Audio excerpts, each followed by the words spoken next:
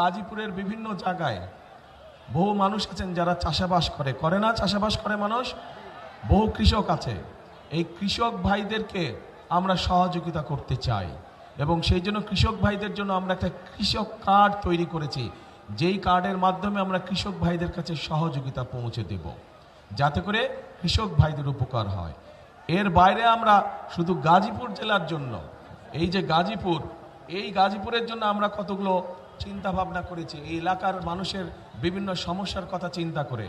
যেমন আপনাদের এইখানে জয়দেবপুর রেল ক্রসিং এর উপরে একটা ওভারপাস নির্মাণ করা, যেটা নির্মাণ করলে আপনাদের এখানে যে বিআরটি প্রকল্প আছে এইটা বাস্তবায়ন করে এই যে যানজট, অসহ্য যানজট, এই যানজট যাতে দূর হয়, আপনারা যাতে সহজে চলাফেরা করতে পারেন, ইনশাল্লাহ এইটা আমরা বাস্তবায়ন করব। শুধু তাই নয়, বিশেষ করে আমাদের নারী শ্রমিক যারা আছেন তারা যাতে নিশ্চিন্তে টেনশনে না থাকেন সন্তানদেরকে নিয়ে, সেই জন্য কিছু কিছু গার্মেন্টসে আছে, বাট সকল শিল্প প্রতিষ্ঠানে আমরা আমাদের বোনদের জন্য তাদের বাচ্চারা যাতে ঠিকভাবে থাকে, ঠিকভাবে তাদের দেখাশোনায়, তাদের জন্য ডে কেয়ার সেন্টার তৈরি করার পরিকল্পনা আমরা নিয়েছি। আমরা যদি শুরু করে কাজ করবেন, কারা কারা যাবেন হাত তুলেন, কারা কারা পরিষ্কার যাবেন? ঠিক আছে, ইনশাল্লাহ 12 তারিখে ধানের শীষকে যদি বিজয় করে নিয়ে আসেন, এই তিনোটাকে দূষণমুক্ত করব আমরা, তিনোটা খালকে পুনর্খনন করব আমরা, যাতে এখান দিয়ে পরিষ্কার পানি চলাচল করতে পারে। ইয়েস, লাগা লাগা ধান লাগা। প্রিয় ভাই বোনেরা, আপনাদের এখানে শ্রমিক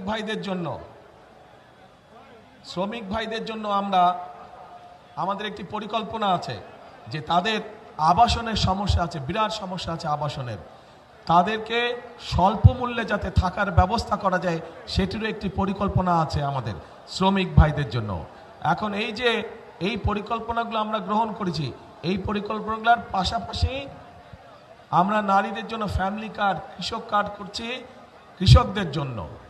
এছাড়াও আপনাদের সকলের কাছে, বিশেষ করে মা বোনদের কাছে এবং শিশুদের কাছে চিকিৎসা সেবা পৌঁছে দেওয়ার জন্য আমরা প্রত্যেকটি এলাকায় এলাকায় একজন করে আমরা হেলথ কেয়ারার দিতে চাই, যাতে করে মায়েরা এবং বাচ্চারা ছোটোখাটো অসুখের চিকিৎসা ঘরে বসেই তারা পেতে পারে, সেই ব্যবস্থা আমরা করতে চাইছি।